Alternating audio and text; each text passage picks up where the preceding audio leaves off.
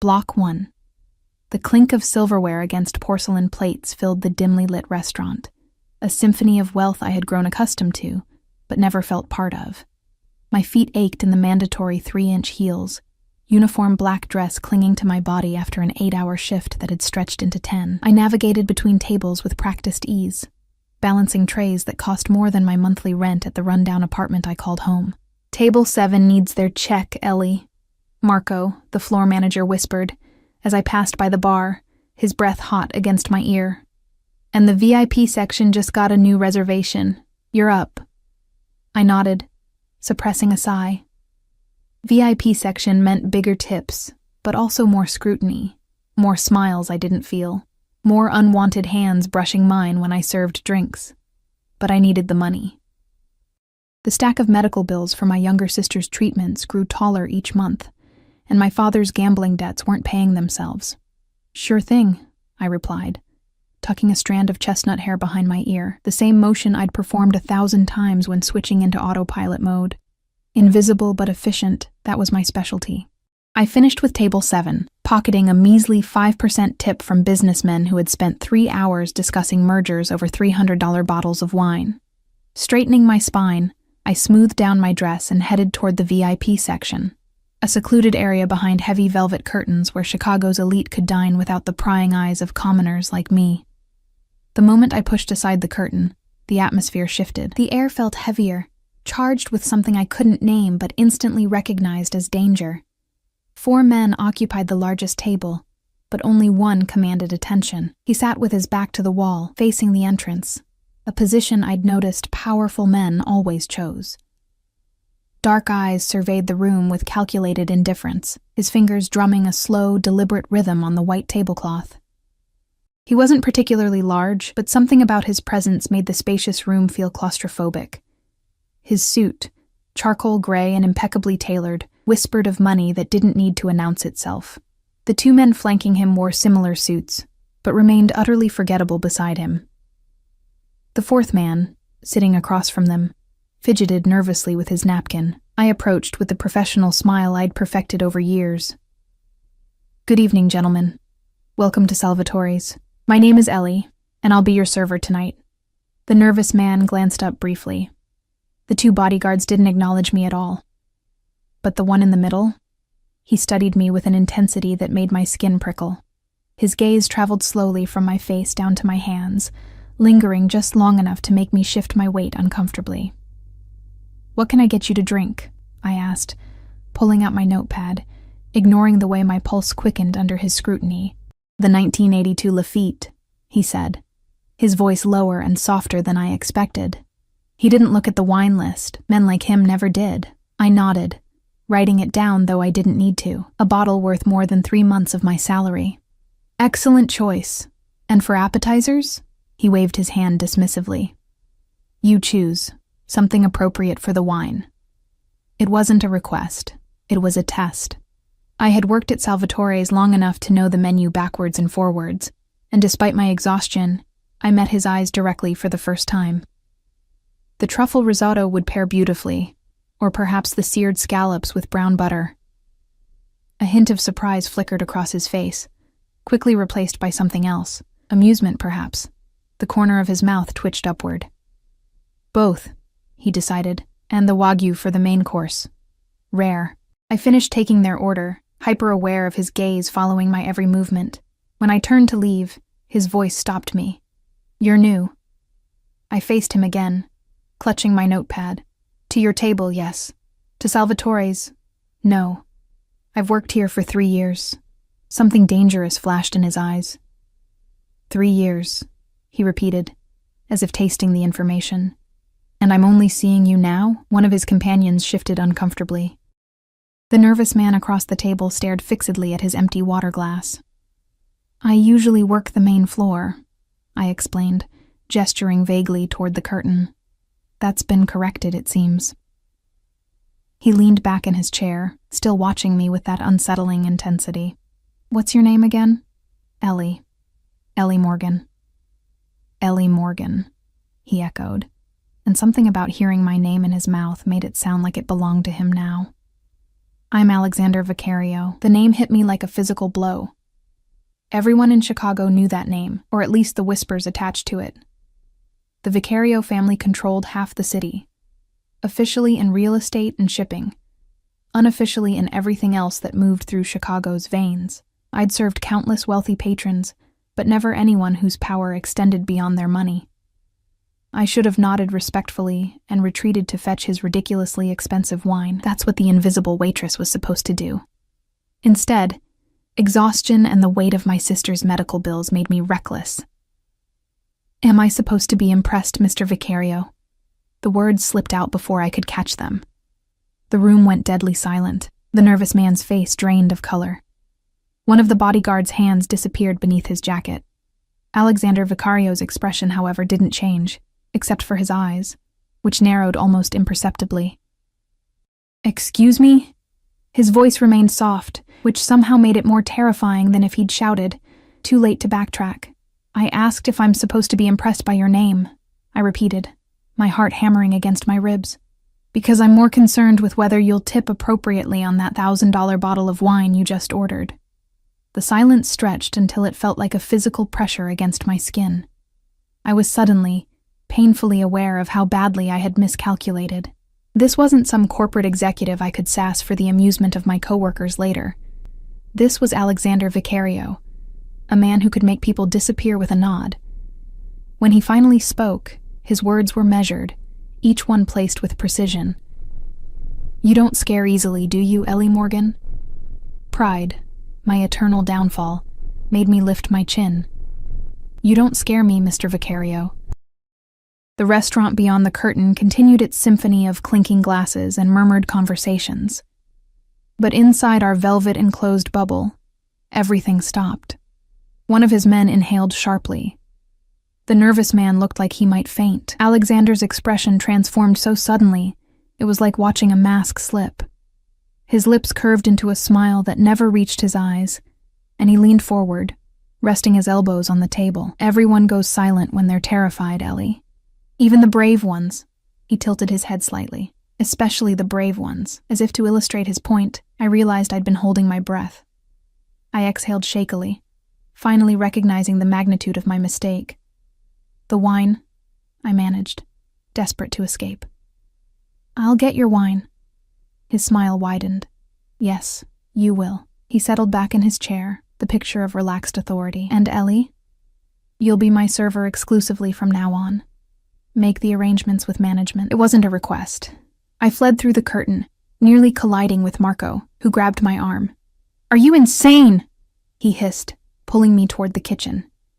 Do you have any idea who that is? Alexander Vicario, I whispered, the name feeling dangerous on my tongue. Marco's face was ashen. He's been coming here for years, always requests Giovanni. Never speaks directly to the staff. He ran a trembling hand through his hair. What did you say to him? The whole room went silent. I was stupid, I admitted. I asked if I was supposed to be impressed by his name. Marco looked like he might be sick. Jesus, Ellie. He once had a busboy's fingers broken for spilling water on his shoes. He gripped my shoulders. Look, I'll get Giovanni to take over. You can work the back section tonight. No, I said, surprising myself. He specifically asked for me to continue serving him. Said I should make arrangements with management. Marco's grip tightened painfully. That's not good, Ellie. What choice do I have? I pulled away, moving toward the wine cellar. I need this job, Marco. I can't afford to lose it. There are other restaurants, he said, following me. I laughed bitterly. Not that would hire me after being fired from Salvatore's. I located the wine, a dust-covered bottle that rarely left its temperature-controlled sanctuary. Besides, my sister's treatment starts next week. I need the money now, not after a month of job hunting. Marco looked like he wanted to say more, but instead shook his head. Be careful, Ellie. Men like Vicario don't notice people like us unless they want something.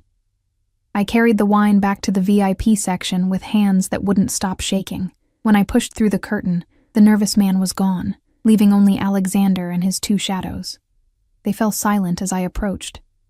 I presented the bottle with practiced movements, showing the label before opening it. Alexander watched my hands the entire time, his gaze so intense I nearly fumbled the corkscrew, something I hadn't done since my first month on the job. Pour, he instructed after approving the wine. I filled his glass, then moved to serve his companions.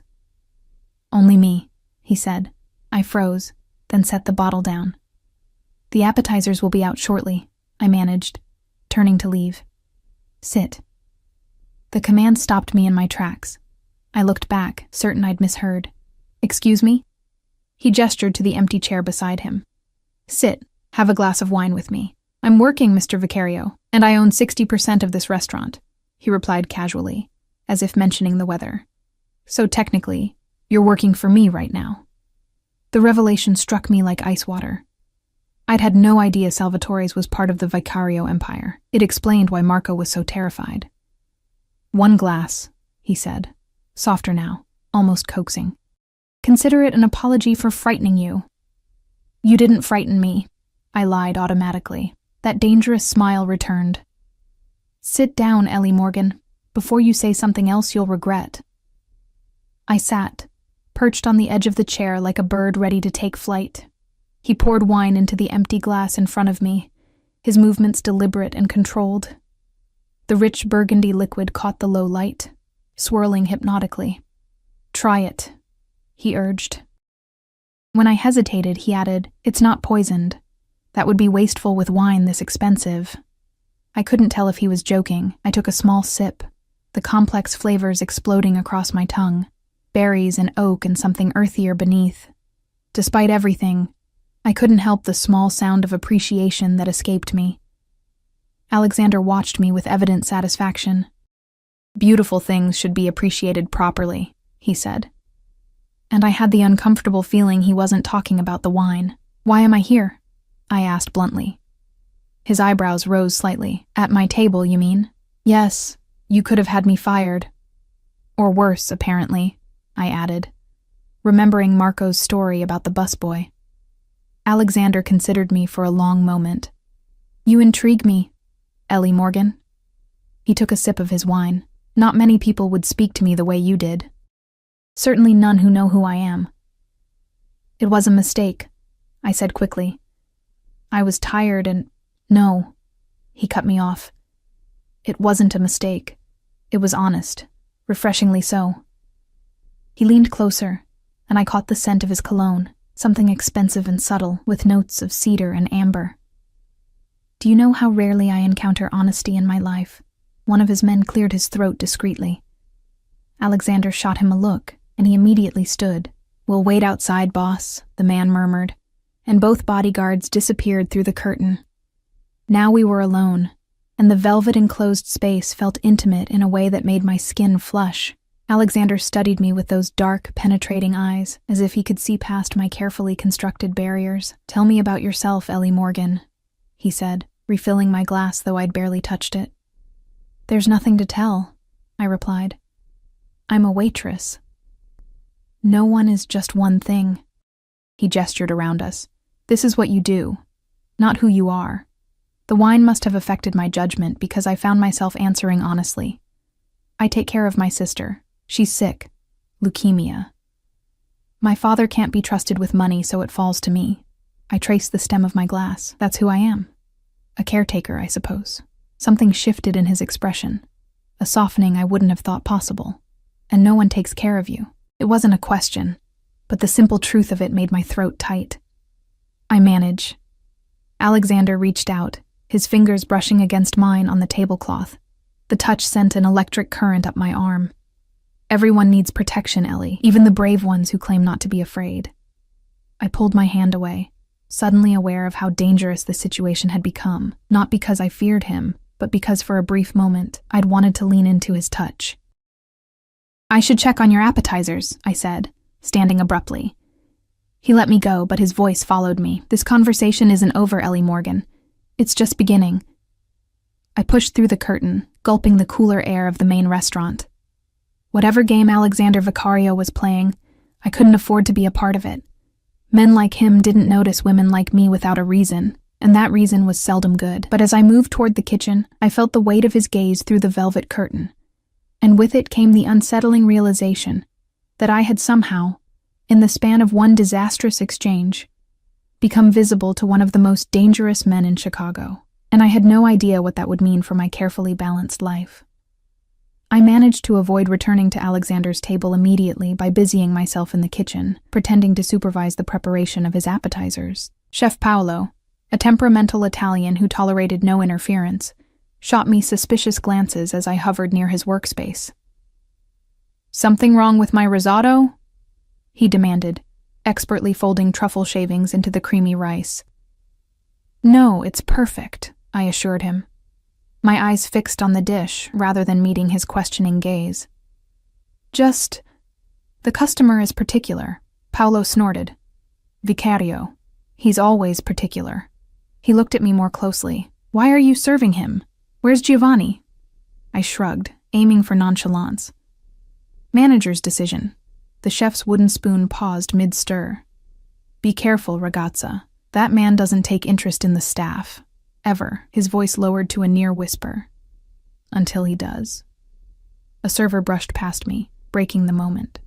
"Orders backing up, chef." Paolo returned to his work, and I seized the opportunity to escape his knowing eyes. I couldn't delay any longer. Gathering the appetizers onto a tray, I took a deep breath and pushed back through the curtain to the VIP section. Alexander sat alone now, his bodyguards nowhere in sight. He was reading something on his phone, but his eyes flickered up the moment I entered, as if he'd been waiting, counting the seconds of my absence. He set the device down immediately, giving me his full attention. "I thought perhaps you'd run away," he said, his tone light, but his eyes intense. "I don't run from difficult customers," I replied, setting down the risotto and scallops. "It's bad for tips." A smile played at the corners of his mouth. "Is that what I am to you? A difficult customer?" I arranged the plates carefully, using the moment to compose myself. "You're certainly the most demanding one I've had tonight." "Tonight?" He raised an eyebrow. "Not ever?" I straightened, meeting his gaze directly.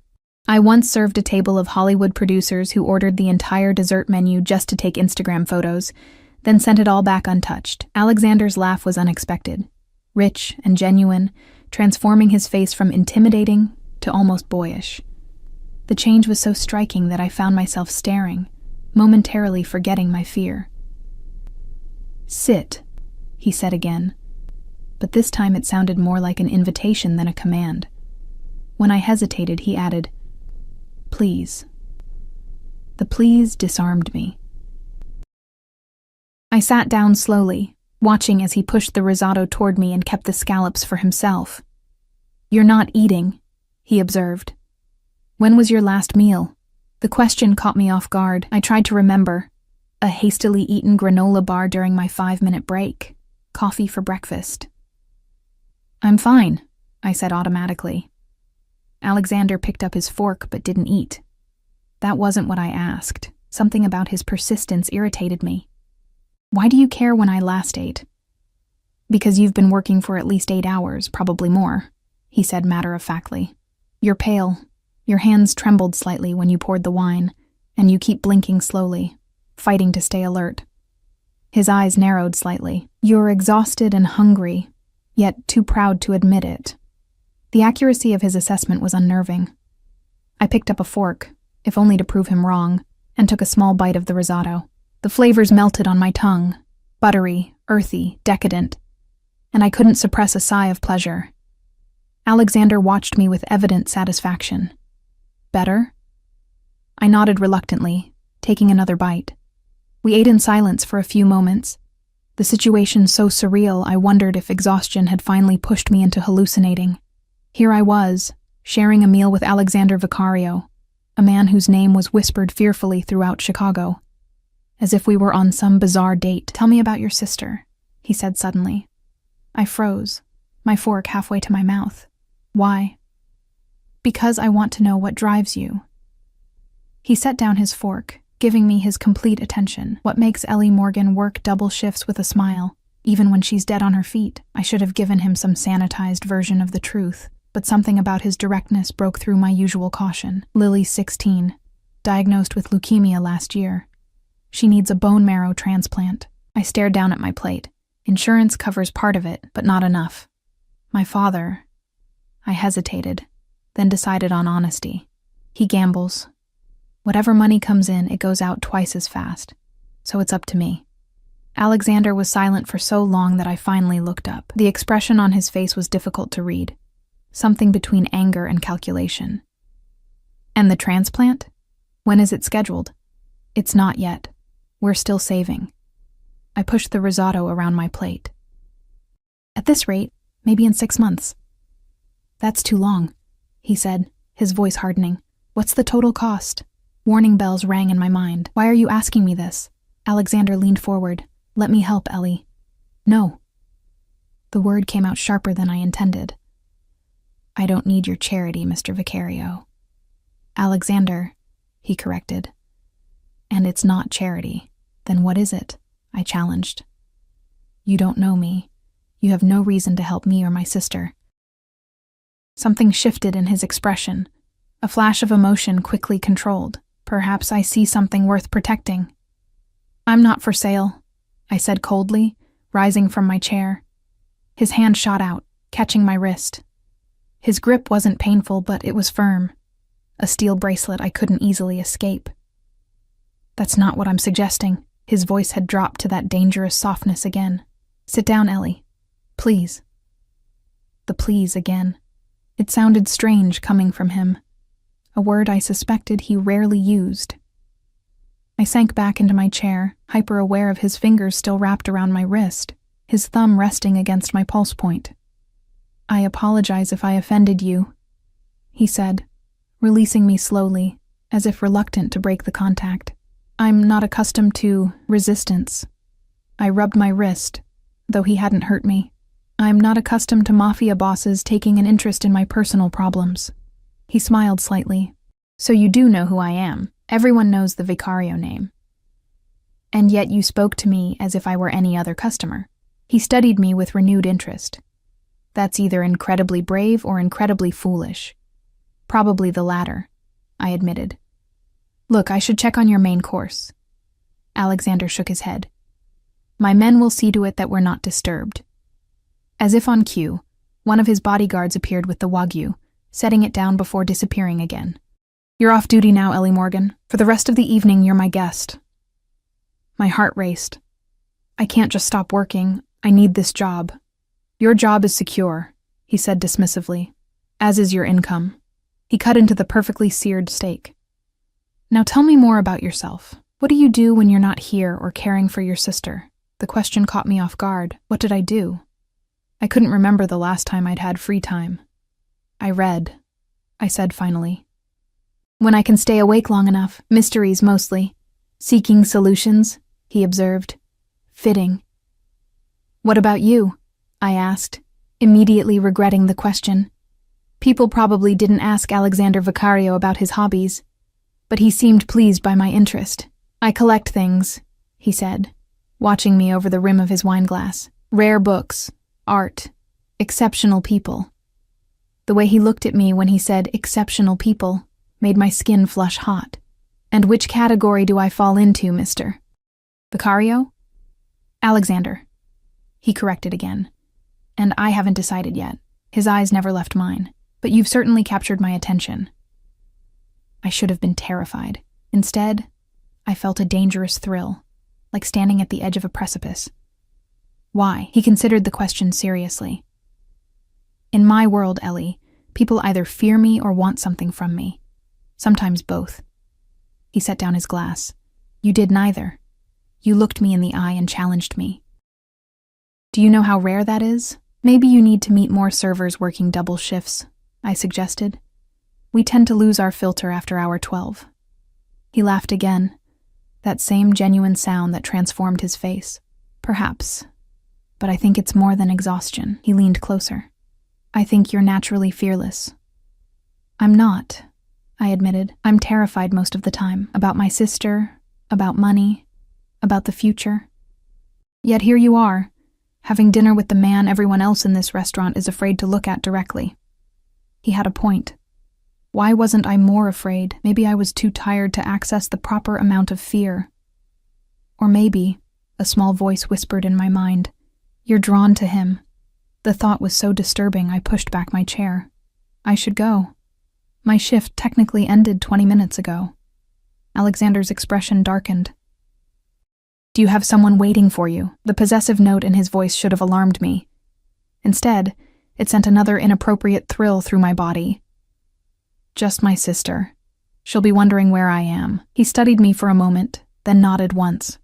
My driver will take you home. That's not necessary. It's not a request, Ellie. His tone brooked no argument. It's nearly midnight. I won't have you taking public transportation at this hour. Before I could protest further, he pulled out his phone and sent a quick text. Anthony will meet you at the back entrance. He's discreet. The implication that I might want discretion made me frown. I have nothing to hide. Alexander's lips curved into that dangerous half-smile. Everyone has something to hide, Ellie.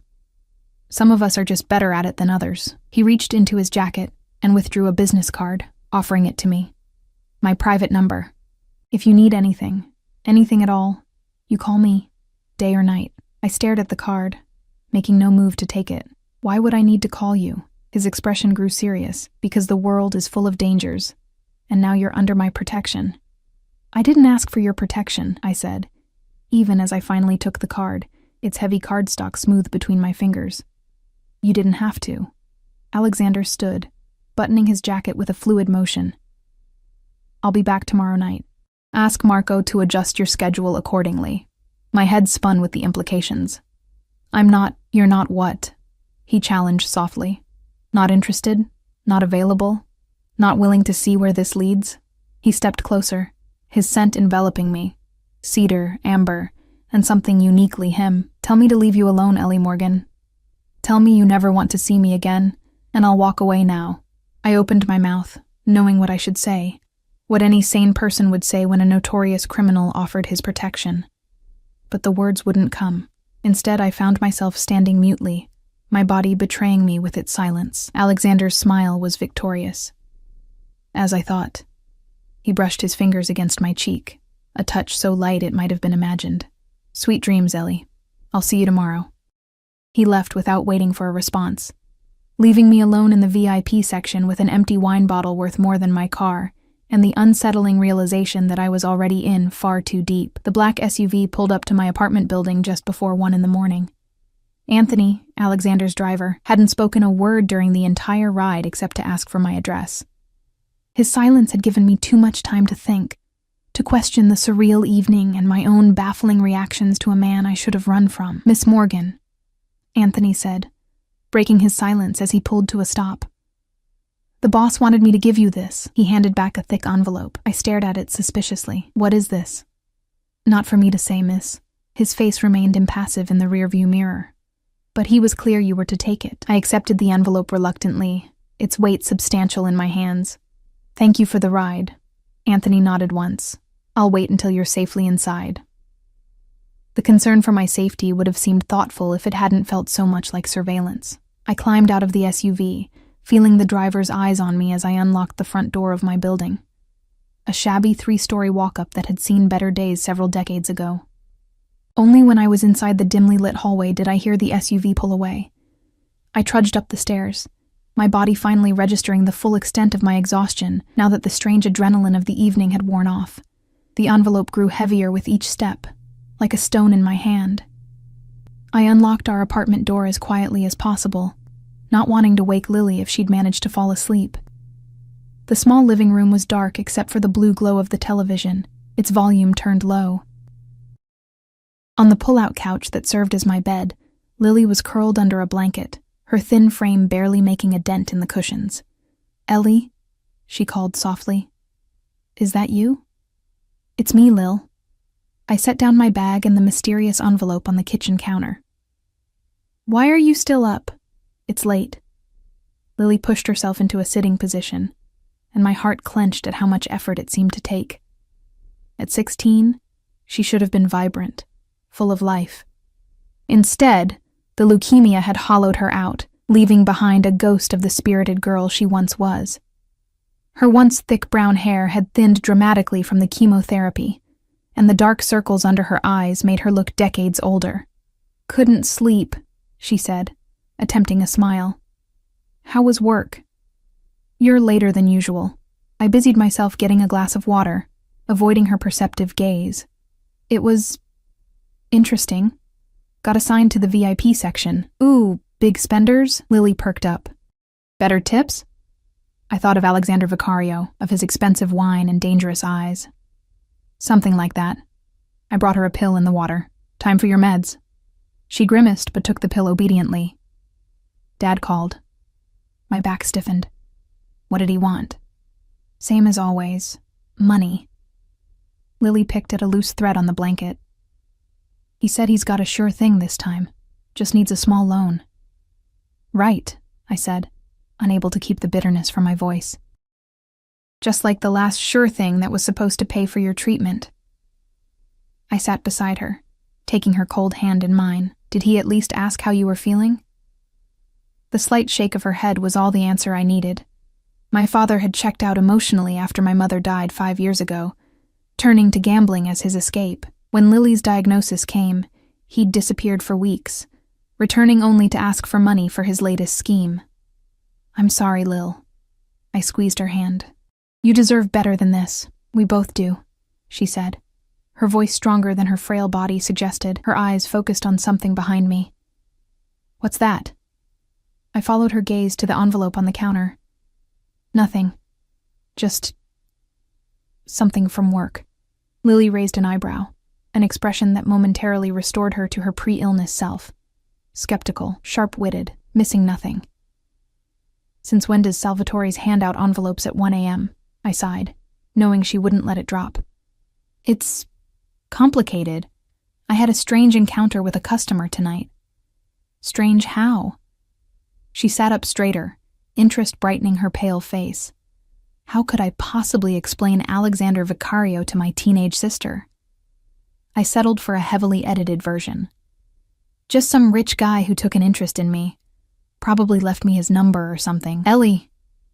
For a moment, excitement overrode Lily's exhaustion. Was he cute? The question caught me off guard. Was Alexander attractive? Objectively, yes. In that dangerous, untouchable way of a predator. His features were striking rather than conventionally handsome. His intensity more compelling than his actual appearance. He was interesting, I hedged. Lily rolled her eyes. Which means yes, but you don't want to admit it. She gestured to the envelope. Aren't you going to open it? I hesitated, then retrieved the envelope. It was sealed with no markings on the outside. When I tore it open, I gasped. Inside was a thick stack of $100 bills, more cash than I'd ever seen in one place. Holy shit, Lily breathed, her eyes wide. Is that real? My hands trembled as I thumbed through the stack. $10,000 at least. Tucked among the bills was a note written in elegant, strong handwriting. For Lily's treatment. This isn't charity. It's an investment in your peace of mind. Call me tomorrow. Ellie? Lily's voice seemed to come from far away. What is it? What does it say? I shoved everything back into the envelope, my mind racing. Nothing. It's just a mistake. I have to return it. Return what? Lily tried to reach for the envelope, but I held it away. Ellie, what's going on? Who gave you that money? I pressed my palms against my eyes, trying to think clearly through the fog of exhaustion and shock. Someone who's used to buying what he wants, I said finally. And what does he want? Lily asked, her voice small. That was the question, wasn't it? What did Alexander Vicario want from me? Protection, he'd said. But protection from what? And at what cost? I don't know, I admitted, but I can't keep this. Lily's face fell. Is it enough for my treatment? The hope in her voice broke something inside me. Here was my sister, battling for her life, while I wrestled with my pride. The transplant she needed couldn't wait 6 more months. Her body was growing weaker by the day. It's dirty money, Lil, I said softly. We don't know where it came from. Does it matter? Lily challenged, a spark of her old fire returning. If it could save my life? I had no answer for her. Instead, I tucked the envelope into my bag, out of sight. Let's get some sleep. I'll figure it out tomorrow. Lily didn't argue, her brief surge of energy already fading. I helped her back to her bedroom, the only proper bedroom in our tiny apartment, and tucked her in like I used to when she was small. Love you, weirdo, I whispered. Our childhood goodnight ritual. Love you too, freak, she murmured back, her eyes already closing.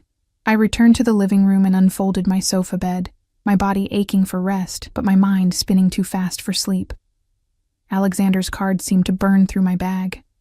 I pulled it out, running my finger over the embossed lettering. Just his name and a phone number, no company or title, because everyone already knew who he was. I should call the police, or at least return the money tomorrow with a firm message to leave me alone. That's what a sensible person would do when a known criminal started showing an interest in them. But Lily's question echoed in my mind. Does it matter where it came from if it could save my life? I fell into a fitful sleep, Alexander's dark eyes following me into my dreams. Morning came too soon, gray light filtering through the threadbare curtains. I had the late shift at Salvatore's, which meant I could drop Lily at her treatment before heading to work. As I made coffee, my phone buzzed with an unfamiliar number. Hello? I answered cautiously. Ellie. Alexander's voice was unmistakable, even through the phone. Did you sleep well? I glanced toward Lily's closed door, lowering my voice. How did you get my number? Does it matter? I could hear the smile in his voice. Did you receive my gift? It's not a gift I can accept, I said firmly. I'll return it tonight. A pause. Your sister's treatment can't wait, Ellie. Her next session is today, isn't it? At Chicago Memorial. Ice ran through my veins. How do you know that?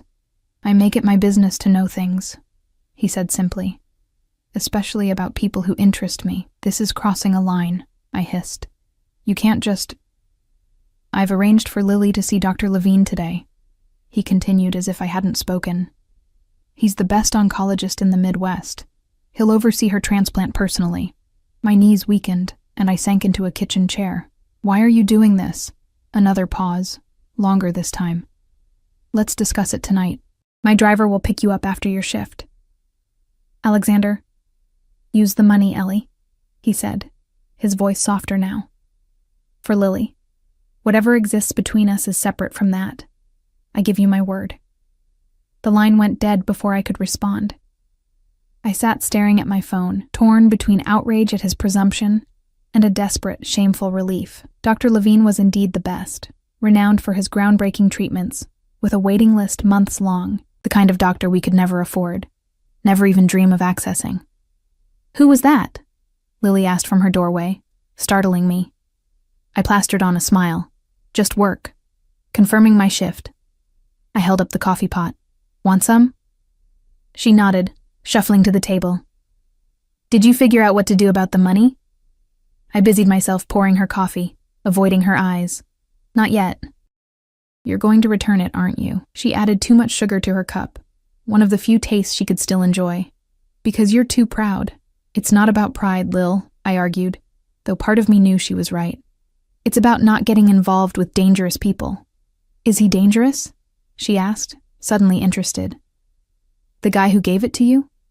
I thought about how to answer. Yes, I said finally. He's the kind of man people cross the street to avoid. But not you, Lily observed shrewdly. You don't seem afraid of him. I should be, I admitted. Any sane person would be. Lily sipped her coffee, watching me over the rim. Sometimes I think you want a little danger, Ellie. You've been taking care of everyone else for so long. Maybe part of you wants someone to shake things up. Her insight was disturbing. Was that it? Was I secretly craving something to break the monotony of my careful, responsible life? We should get ready, I said, changing the subject. Your appointment is at 10. Lily finished her coffee and disappeared into the bathroom. I pulled out my phone again, staring at Alexander's number. Against my better judgment, I sent a text. I'll meet with you tonight, but I make no promises about anything else. His response was immediate. I never expected promises, Ellie. Only possibilities. The word lingered in my mind as I helped Lily get dressed. Possibilities. When was the last time my life had contained those? For years, I'd been focused solely on survival, mine and Lily's. One day at a time, one bill at a time, one crisis at a time. And now Alexander Vicario had burst into my carefully controlled existence, offering something I hadn't dared to imagine. Options. Choices beyond the next meal, the next shift, the next medical bill. The knowledge that I was actually considering his offer terrified me more than the man himself. When we arrived at the hospital, I was shocked to find a private nurse waiting for us in the lobby. "Miss Morgan?" She greeted us professionally. "I'm Nurse Chen. Dr. Levine is expecting you and Lily." Lily shot me a confused look. "Dr. Levine? Isn't Dr. Patterson my doctor?" I swallowed hard. "Let's just see what he has to say, okay?" As we followed Nurse Chen to an elevator that required a key card, I felt as though I'd already made my decision without ever speaking it aloud. I had accepted Alexander's help, and whatever consequences came with it.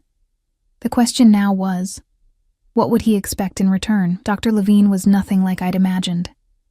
I had expected an imperious older man, the type who'd accumulated enough prestige to have patients waiting months for 5 minutes of his time. Instead, he was surprisingly young, early 40s at most, with kind eyes behind wire-rimmed glasses and a gentle manner that immediately put Lily at ease. "Miss Morgan?" He greeted me with a firm handshake before turning to my sister. "And you must be Lily. I've reviewed your file extensively." The private consultation room was nicer than any medical space I'd ever been in, more like a comfortable office than a sterile examination room. No plastic chairs or fluorescent lighting, just soft furnishings and discreet medical equipment. "I don't understand," I said, struggling to maintain my composure. "We've been seeing Dr. Patterson. We were never referred to you." Dr. Levine nodded, his expression carefully neutral.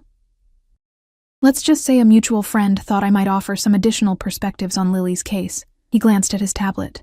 "I understand you've been waiting for a bone marrow transplant. We're still saving for it," I explained, hyper-aware of Lily's attentive gaze. "Insurance only covers part. That's been taken care of," Dr. Levine interrupted smoothly. "We've already identified several potential donors who are excellent matches. I'd like to schedule the procedure for next week." The room seemed to tilt beneath me. "Next week? But that's impossible.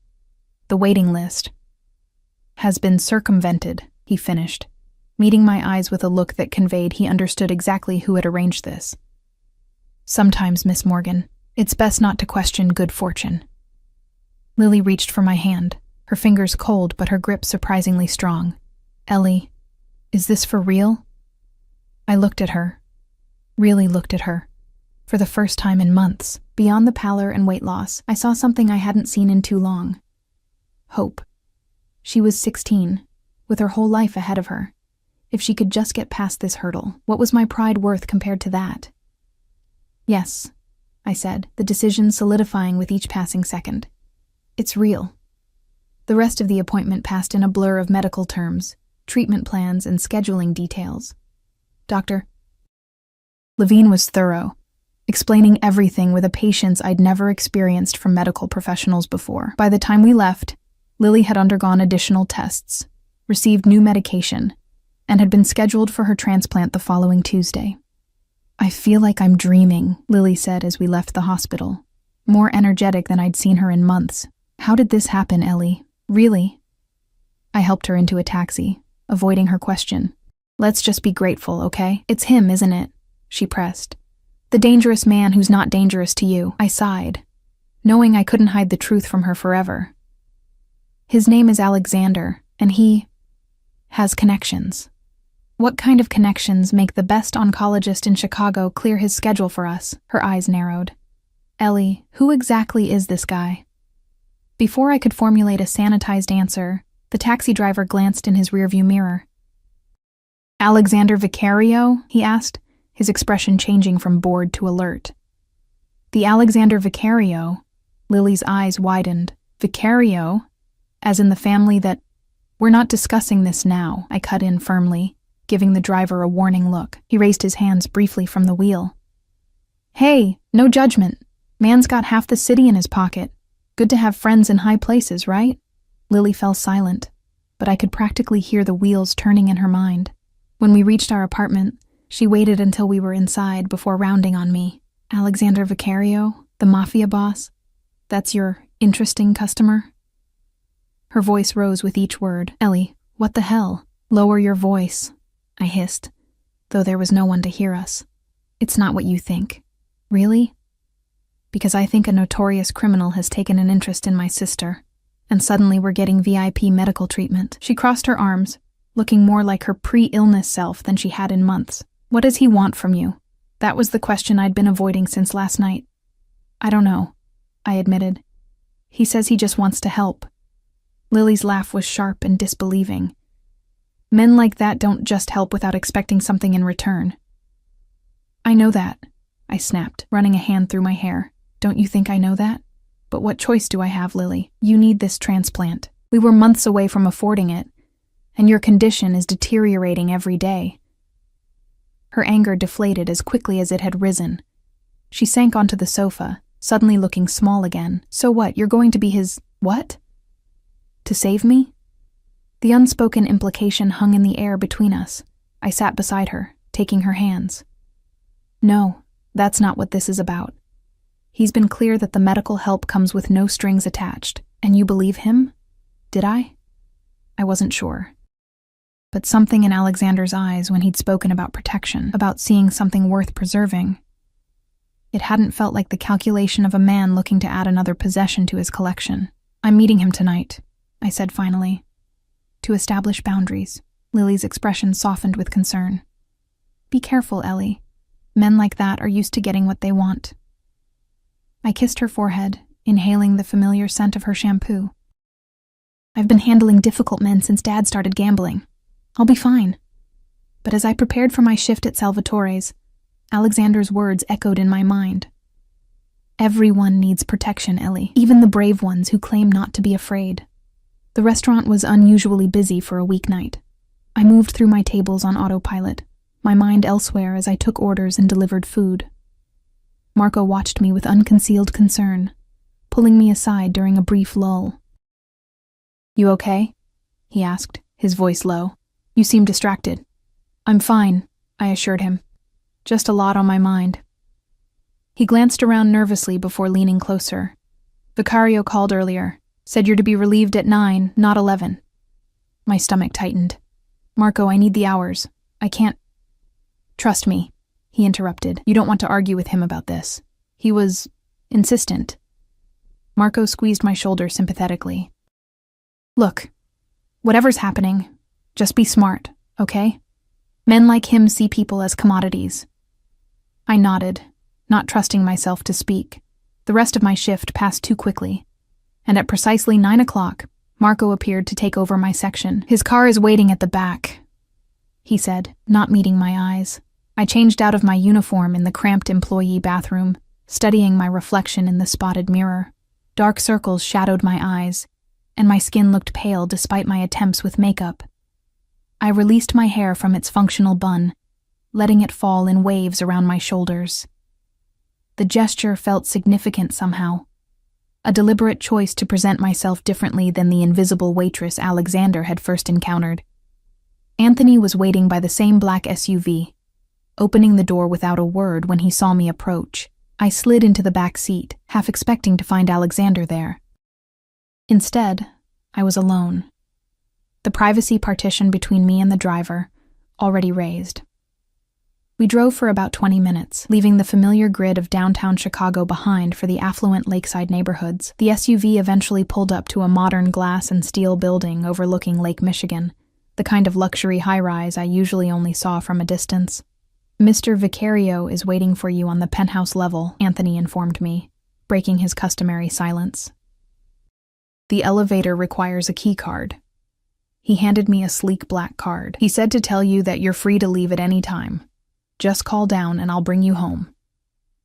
The implied choice was both reassuring and unsettling. I took the card, gripping it like a talisman as I entered the building's marble lobby. The concierge nodded to me with deference, as if he'd been expecting me, making no move to stop me as I headed for the private elevator at the back. The card unlocked the elevator, which began its smooth ascent without me pressing any buttons. My heart raced as the numbers climbed higher, until finally, the doors opened directly into a spectacular penthouse apartment.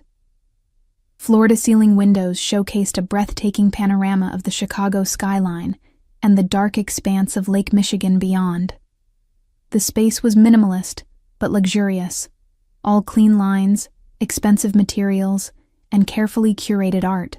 Not at all the ostentatious display of wealth I might have expected. Ellie. I turned toward Alexander's voice. He stood by a wall of windows, silhouetted against the glittering city lights. He'd exchanged his business suit for dark jeans and a simple black shirt that somehow looked more expensive than formal wear. In this setting, away from the restaurant, he seemed both more relaxed and more powerful, a predator in his natural habitat. "Your sister saw Dr. Levine today," he said. Not a question, but a statement. I nodded, finding my voice. "The transplant is scheduled for Tuesday." Alexander smiled, satisfaction evident in his expression. "He's the best. Lily will receive excellent care. Why?" The question burst from me, all my carefully prepared speeches forgotten. "Why are you doing this? What do you want from me?" He moved toward me slowly, like someone approaching a skittish animal.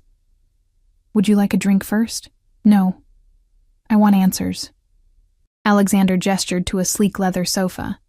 "Then let's sit, and I'll explain exactly what I want from you, Ellie Morgan."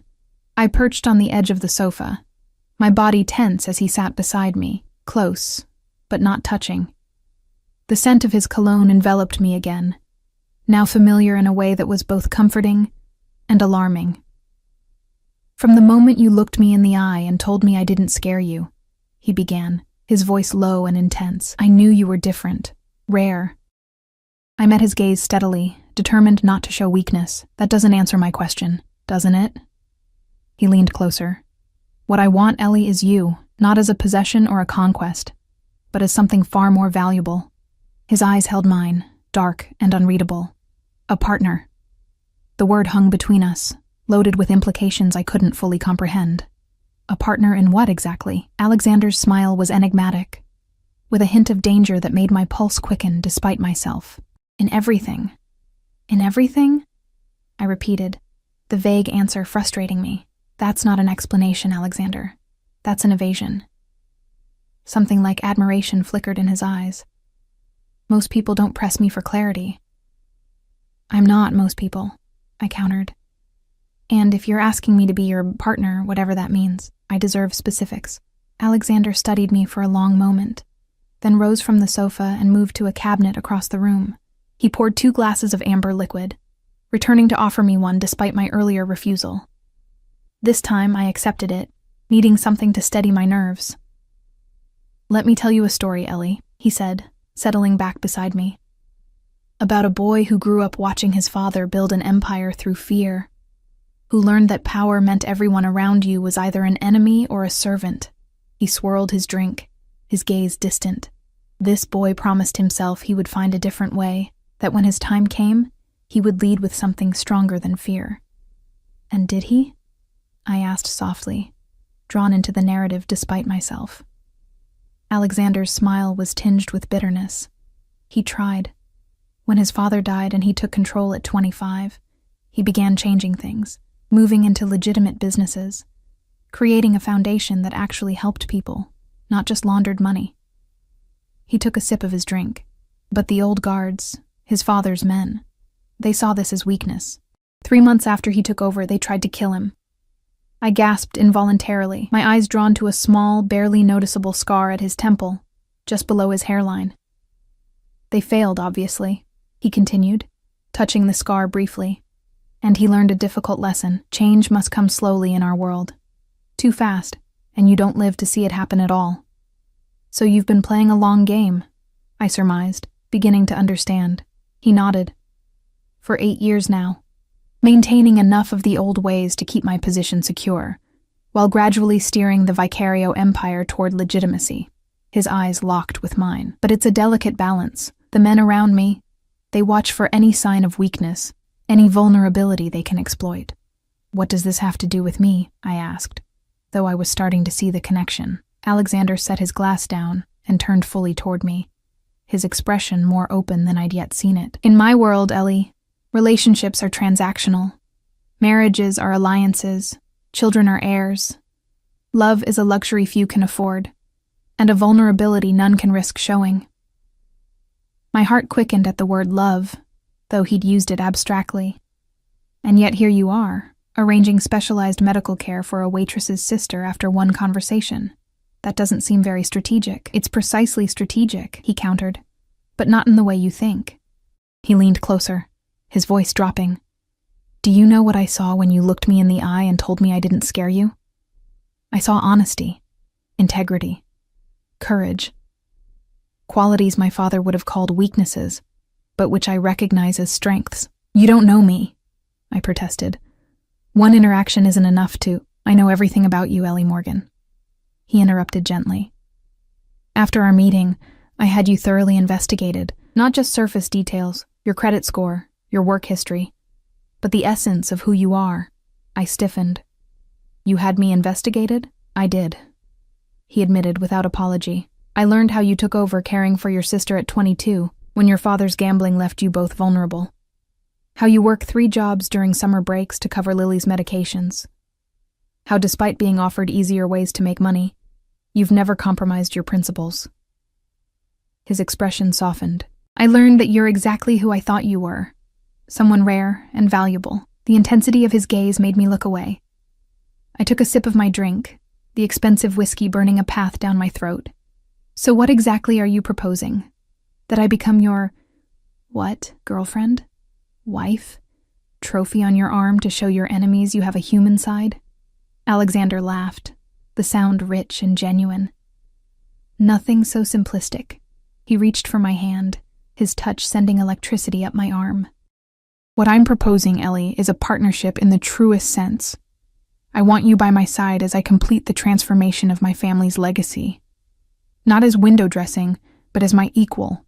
My conscience, my clarity, my courage when mine falters, my mind reeled at the implications. You're asking me to join the Mafia. I'm asking you to help me dismantle it, he corrected. To finish what I started 8 years ago, turning a criminal empire into a legitimate business force for good. It was so far from what I had expected that I couldn't formulate a response. Alexander seemed to take my silence as skepticism. I understand your hesitation, he said. It sounds impossible, dangerous, perhaps even delusional. His thumb traced circles on my palm. But with the right partner, someone who sees the world as it could be, not just as it is, I believe it's possible. Why me? I finally managed. There must be dozens of women in your social circle better positioned to help you. Women with connections, education, influence. Women who want my money, my power, or both, he countered. Women who would never tell me when I'm wrong or stand their ground when tested. His fingers tightened around mine. I need someone real, Ellie, someone unafraid of the truth, someone whose moral compass doesn't waver. Like a waitress who told you that you don't scare her, I said softly. His smile was answer enough. I pulled my hand away, needing distance to think clearly. This is insane. 24 hours ago, I was just trying to make rent. Now you're offering me— what? A place in your world? Access to your resources? Protection for Lily and myself? All of that, he confirmed. But I'm also asking for something in return.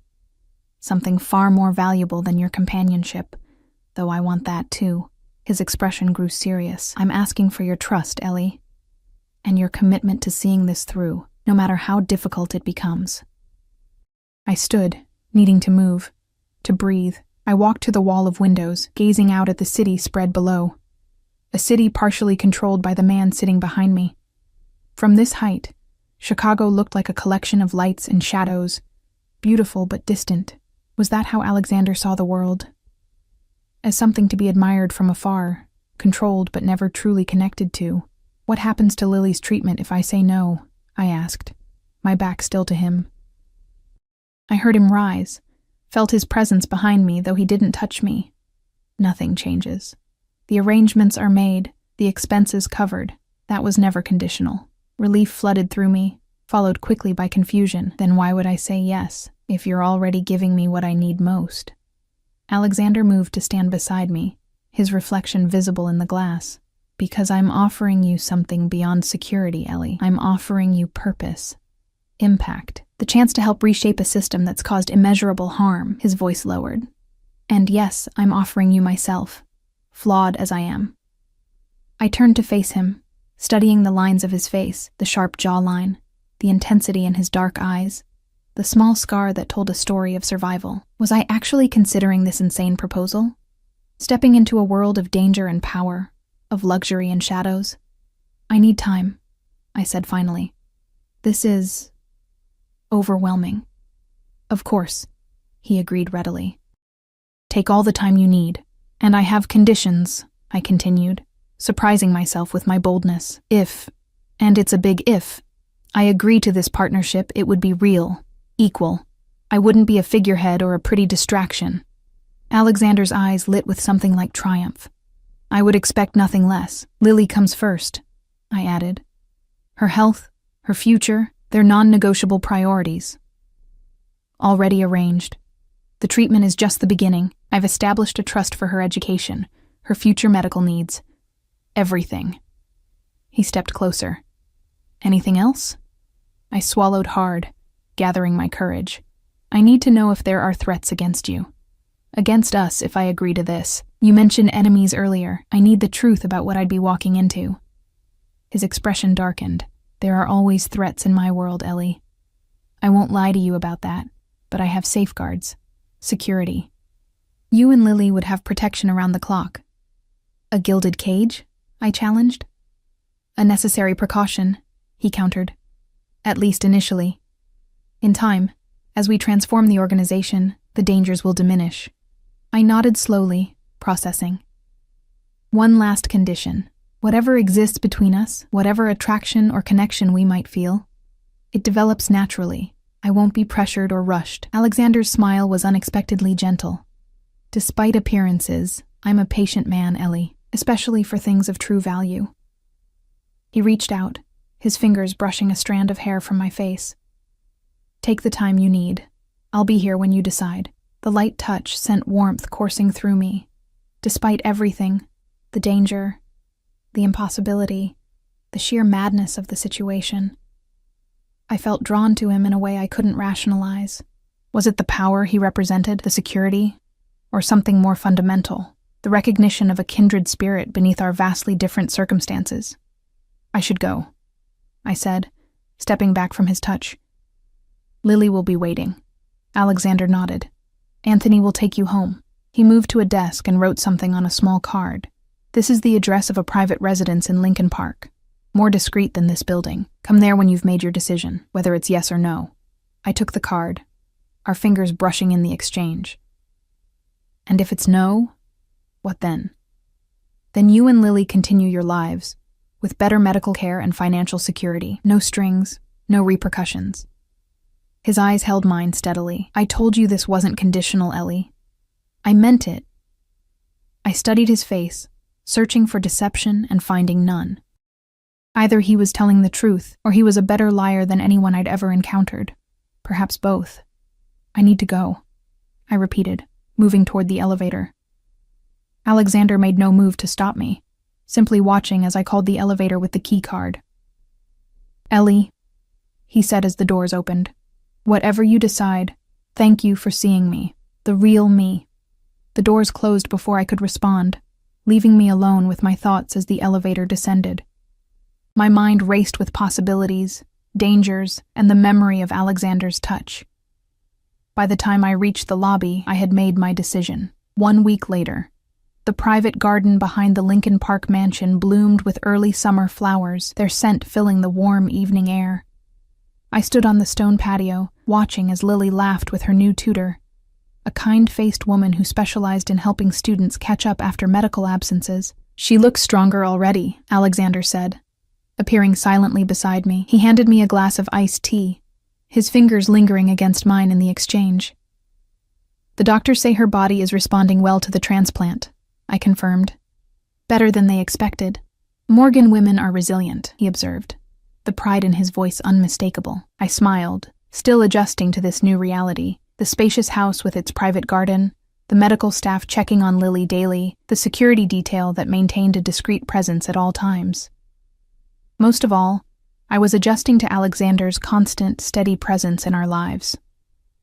The Foundation Board approved the new community health initiative, he informed me. Your proposal impressed them. Our proposal, I corrected, warmed by his inclusion of me in his legitimate business dealings from the very beginning.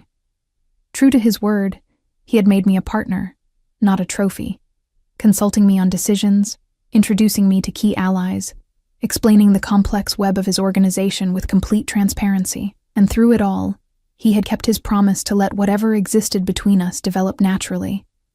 There had been no pressure, no expectations beyond my involvement in the foundation work and his ongoing plans to shift his empire toward legitimacy. But the attraction between us had only grown stronger with proximity. Each day, each conversation, each small touch had built a connection that was becoming increasingly difficult to ignore.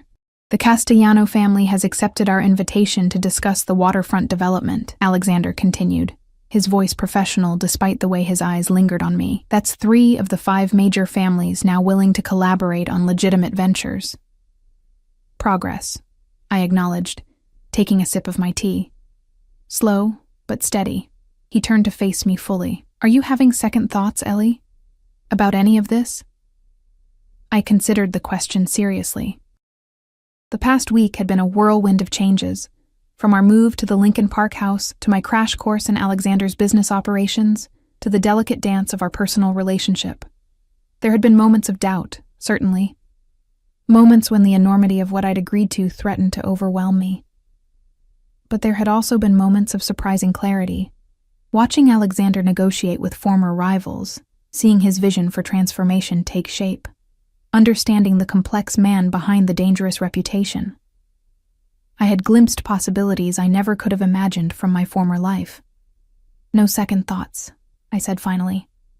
Just adjustments. This world of yours is still new to me.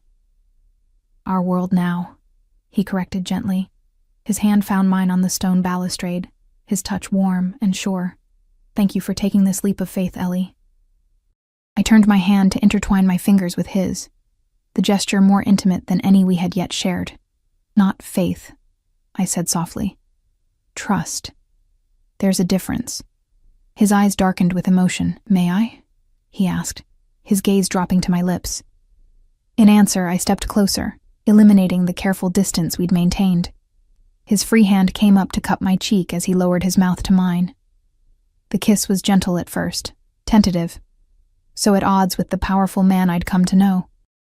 But as I responded, it deepened into something more urgent, more honest, more revealing than words could have been. When we finally broke apart, I saw vulnerability in Alexander's eyes. Perhaps the first time he had truly let his guard down completely. I'm going to transform this empire, Ellie Morgan, he promised, his voice low and intense, with you beside me, into something worthy of the trust you've placed in me. As Lily's laughter floated across the garden and the Chicago skyline glittered in the distance, I realized that I had found something I never expected in Alexander Vicario's dangerous world.